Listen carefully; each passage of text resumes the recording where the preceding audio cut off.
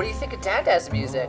I like it. You like it? All right. When I was growing up on a Sunday, and there would be blasting salsa and merengue coming out people's windows, and the music that I write tends to combine bebop and hard bop, Brazilian sambas, bossa novas, different clave Cuban beats, Puerto Rican rhythms, and then combining that with doing arrangements of classic rock songs. You know, I love to incorporate stuff that reminds me of when I was young, growing up in New York City.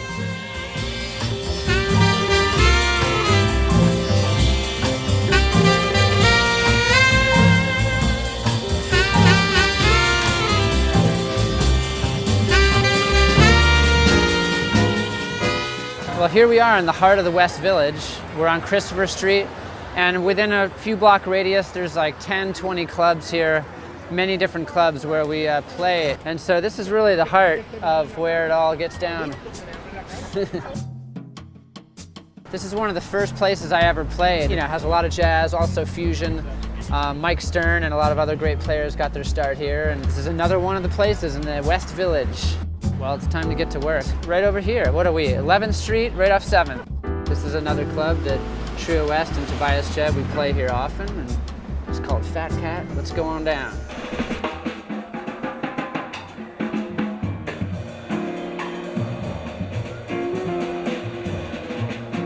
So one of the groups that I have is called Trio West, and it's a piano trio. It's piano, bass, and drums. The other one I call Unit 7, which is more horns. It's a little more louder, a little more brash. But with both groups, I still like to capture the same types of flavors.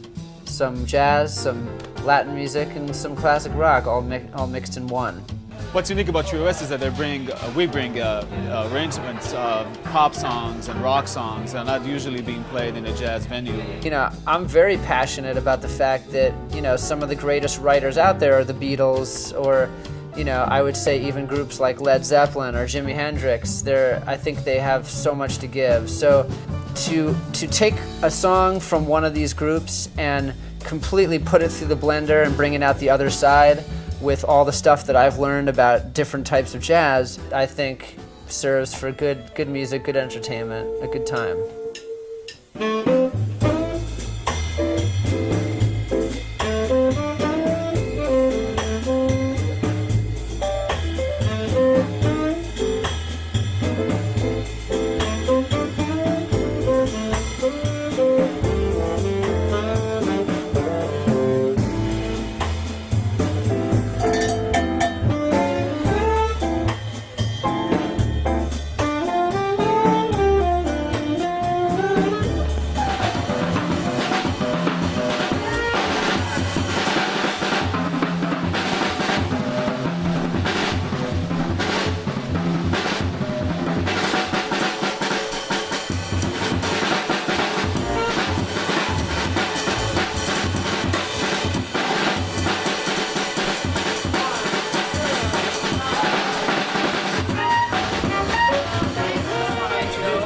Tobias is a fine gentleman and exquisite musician. He's a planner and a thinker and a band leader.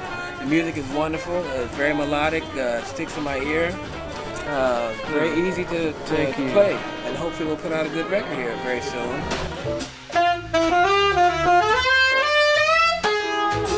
Tobias' composition has a lot of lyrical mode to it. Like, you always hear a melody first.